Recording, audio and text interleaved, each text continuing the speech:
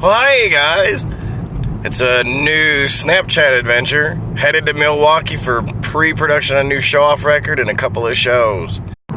Currently 1 a.m. Should take about 8 hours, maybe 7, depends on traffic. We'll see. So for anybody here that didn't know, yesterday afternoon I had posted about answering questions or being provoked to tell stories or have opinions on some things. I've already got a good handful of questions and things to talk about from a lot of people, and I hope there's going to be more, and I'll probably start working on those a little bit later in the trip. Just remember when you're asking me questions here on Snapchat to speak up, and nothing written because I have to drive and do this, and I don't want to wreck. Alright, so the question asked the most, of course. Yes, we are starting pre-production on new Showoff recordings, and hopefully we'll be done soon.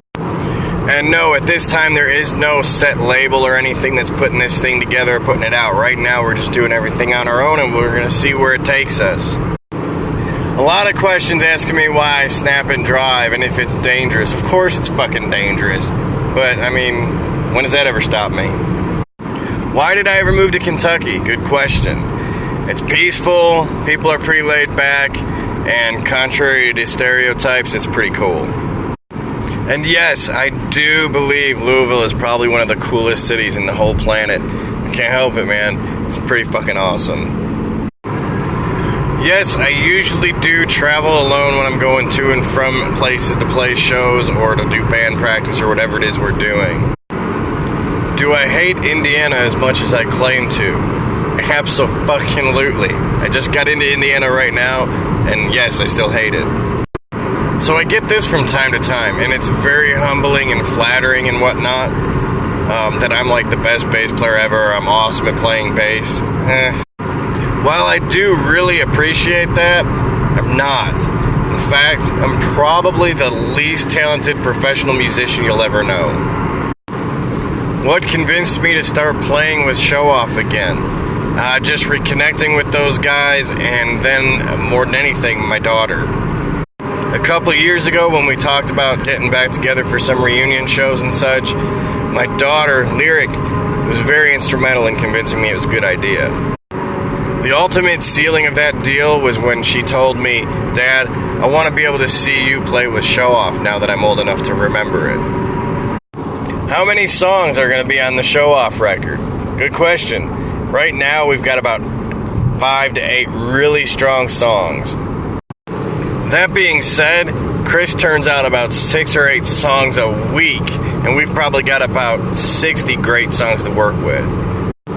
Yes, I do believe that this is the best lineup Showoff has ever had. We got old members, medium members, and new members, and all talented. To hear this lineup perform our old songs and the new stuff we've been working on, that's all the proof I need. Fucking awesome. Yeah, it's kind of a long drive every time I do this stuff, but it's pretty funny. This time around, the time I got up to leave to head out there and those guys haven't gone to bed yet.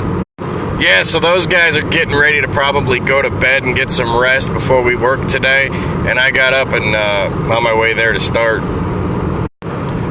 What do I believe it takes to make it in the music industry or whatever? That's a very, very good question.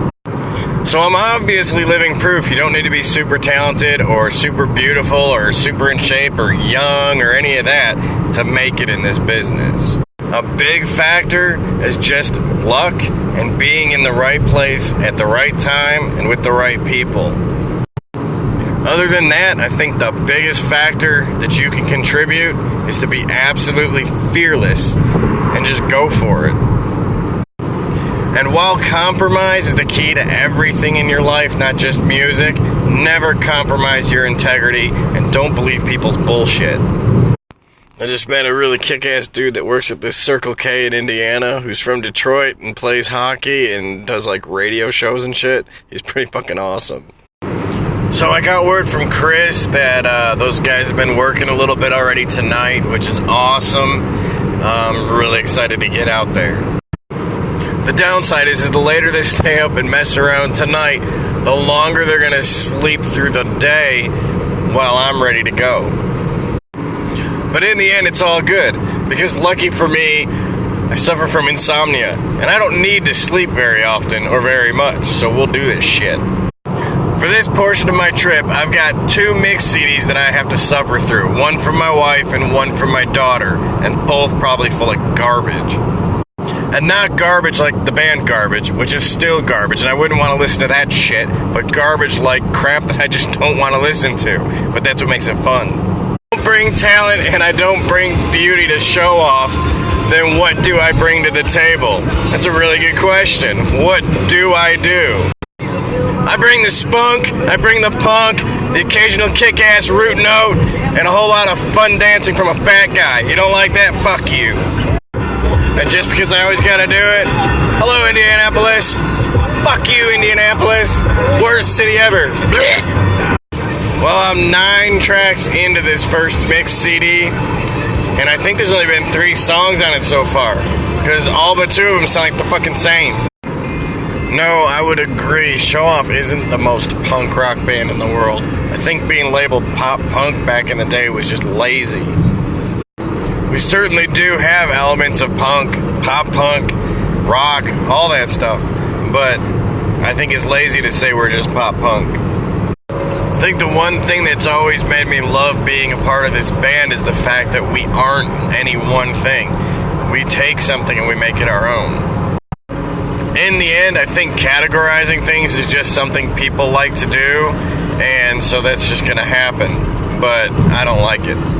I think I need to start saving like all the outtakes of these snaps that I make when I fuck up and I delete them and I try and do it again. That'd probably be pretty funny.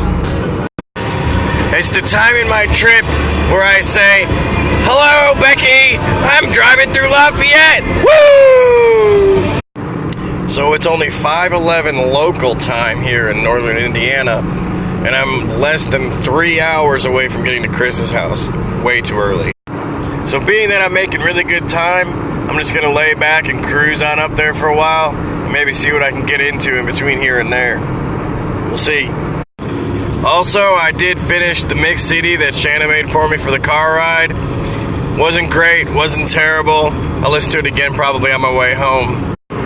So now I'm getting into the CD that Lyric made for me, and we'll see what nonsense she's got me into, and then we can compare the two and see who makes a better mix CD. For the first time in my life, I just encountered a toll booth operator who was actually cool as shit. We sat and talked for like 5 minutes because there was nobody behind me and I'm not in any hurry. And yes, so for those who remember, I am paying my tolls this time around because a few trips back I didn't, and I ended up having to pay like an over $100 fine. So far, Lyrics Mix CD is winning, and now with ICP coming on, I think has won. And my friend Shauna, she'll appreciate it. Oh, and while I'm in the Chicago area and passing through this time around, I gotta acknowledge Twin Thang. Seriously, one of the best Snapchatters there is, period. So I just killed about an hour literally just hanging out at the O'Hare Oasis, which is hilarious because we used to do that when we were in high school and had nothing better to do. Lyric wins the Mix CD challenge right here. Fuck yeah. What do you really have instead for that breakdown part? Like, I think that part's okay, like the kind of going out where it's like.